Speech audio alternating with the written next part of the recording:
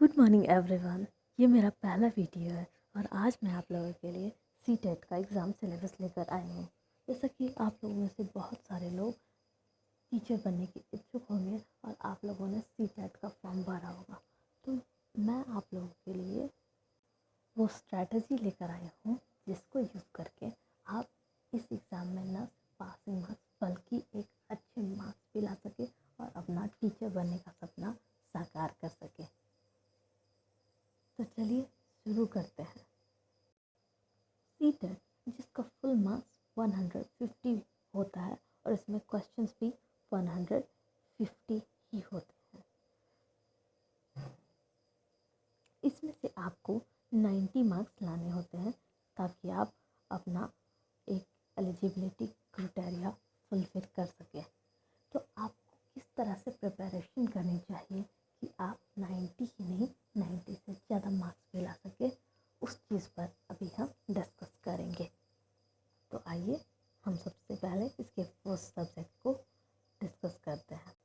जो हमारा first subject है वो हमारा है चाइल्ड डेवलपमेंट एंड पेडागोजी का, यानी कि बाल विकास एवं शिक्षण। इस सब्जेक्ट के अंतर्गत हमारा वो पॉइंट्स आता है जिसके थ्रू हम ये समझ पाते हैं कि बच्चा किस तरह से सोचता है। जब भी हम क्लास में पढ़ाने के लिए जाते हैं तो हमारा मोटिव होता है कि बच्चे की भावनाओं को समझना, ताकि हम उसके साथ उस तरह से डील कर सकें जिससे वो अपना बेस्ट सीखने में दे सके। तो इसमें हम लोग बहुत सारे साइकोलॉजिस्ट जैसे पियाजे, वाइगोत्स्की, कोहेलबर्ग की थ्योरीज़ के बारे में भी पढ़ते हैं। दोस्तों, इसके बारे में मैं डिटेल्स अपने नेक्स्ट वीडियो में बताऊंगी। फ़िलहाल हम इसके कुछ इम्पोर्टेंट पॉइंट्स को डिस्कस, इसे हम एक एग्जाम्पल के द्वारा बेटर समझ सकते हैं। एक प्रगतिशील कक्षा में विद्यार्थी के द्वारा ज्ञान की संरचना की जाती है। विद्यार्थी के द्वारा निष्क्रिय रूप से ज्ञान प्राप्त किया जाता है। विद्यार्थी के द्वारा ज्ञान को उसी रूप में दोहराया जाता है। विद्यार्थी शिक्षक के निर्देशानुसार विद्यार्थी के द्वारा ज्ञान का अनुस्मरण किया जाता है। तो प्रगतिशील से हमारा तात्पर्य वैसी कक्षा से होता है जहाँ पे छात्र सीखने के लिए स्वयं ही प्रेरित हो। तो ऐसी क्लास जहाँ पे विद्यार्थी के द्वारा ज्ञान की संरचना की जाती है, यानी कि ऑप्शन नंबर ए वो सबसे बेस्ट इस चीज़ को शो करता है। तो हमारा अगला सब्जेक्ट है वो है मैथ्स का, जिसमें आपका ट्राइंगल, रेक्टेंगल, स्क्वायर या कुछ बेसिक मैथ्स के क्वेश्चंस आते हैं जो आपके 1 to 6 के अंदर में ही रहते हैं। प्लस इसमें कुछ पेडागोजिकल इश्यूज से रिलेटेड मैथ्स के क्वेश्चंस भी आते हैं, क्योंकि हमारा जो सीटेट का एग्ज़ाम है वो हमारे बाल मनोविज्ञान से ही रिलेटेड है।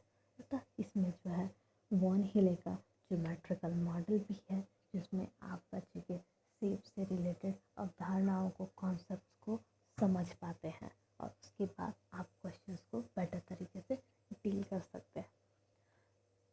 मैं अपने नेक्स्ट वीडियो में इस वॉन हेले का ज्योमेट्रिकल मॉडल डिस्कस करूंगी, जिसमें उन्होंने अपना शेप्स जैसे कि रेक्टेंगल या स्क्वायर और उसके डायमेंशन से रिलेटेड थ्योरी दी है, जिसका बच्चे अपनी शिक्षा में यूज़ करते हैं। इसके साथ ही हमारा जो थर्ड सब्जेक्ट है वो है हमारा EVS, यानी कि इन्वायरमेंटल स्टडीज़ का, जिसमें हम लोग अपने आसपास के वातावरण जैसे भोजन, आवास, परिवार, साथ ही NCERT के 1 से 7th स्टैंडर्ड तक के साइंस के क्वेश्चंस आते हैं। अगर आप NCERT के साइंस की बुक पढ़ लेते हैं तो इससे बहुत सारे ऑब्जेक्टिव्स ऐसे क्वेश्चंस होते हैं जो डायरेक्टली वहाँ से दे दिए गए होते हैं और आप इसको प्रैक्टिस करके इजीली डील भी कर सकते हैं। साथ ही मैं अपने साइंस के सेशन में इससे रिलेटेड क्वेश्चंस लेकर आऊँगी जो सीटेट के एग्ज़ाम्स में फ्रिक्वेंटली पूछे जाते हैं, यानी कि बार बार उस टाइप के क्वेश्चंस पूछे जाते हैं। For example, Cheraw dance is the form of which state? Jharkhand, Mizoram, Manipur और मेघालय।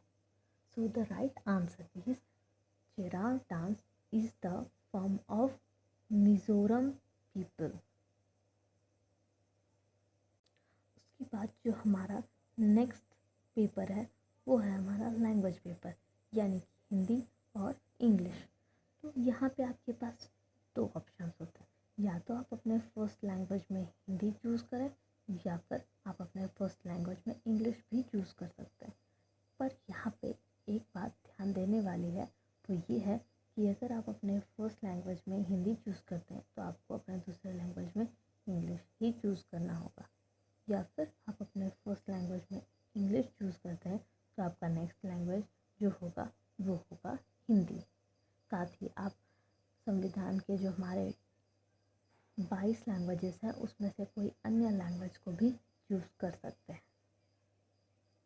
यहाँ पे अगर हम हिंदी के सिलेबस की बात करें, इसमें एक अनुच्छेद आता है। अनुच्छेद यानी कि जिसमें आप छोटे से पैसेज दिए हुए रहते हैं जिस पे बेस्ड आपको क्वेश्चंस डील करने होते हैं, या फिर कुछ पोएम्स दिए रहती है, जिससे एक पोएम दिए रहती है जिससे आपको रिलेटेड क्वेश्चन को सॉल्व करना होता है।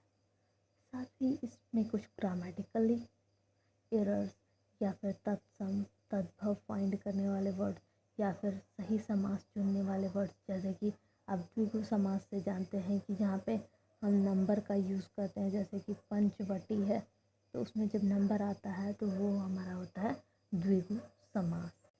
साथ ही कुछ सिंपल हिंदी के ग्रामेटिकल वाले क्वेश्चंस, जैसे कि संज्ञा, सर्वनाम, विशेषण, इससे रिलेटेड कुछ क्वेश्चंस भी होते हैं। और जो हमारा लास्ट सब्जेक्ट है वो है हमारा इंग्लिश लैंग्वेज का, जिसमें कॉम्प्रिहेंशन एंड अनसीन पैसेजेस, यानी कि वैसे शॉर्ट स्टोरीज रहती है जिस पे बेस्ड आपको क्वेश्चन डील करना होता है। साथ ही एक पोएम रहती है जिस पे बेस्ड आपको क्वेश्चंस को सॉल्व करना होता है। साथ ही कुछ थ्योरीज जो आपके पेडागोजी से रिलेटेड है, जैसे कि स्टीफन क्रैशन की थ्योरी या फिर लेव वाइगोत्स्कीज थ्योरी, ये थ्योरीज भी इसमें डाल दी जाती है। साथ ही नोआम चॉम्स्की के जो थ्योरी है यूनिवर्सल ग्रामर की, वो कई बार इसमें पूछा जा चुका है।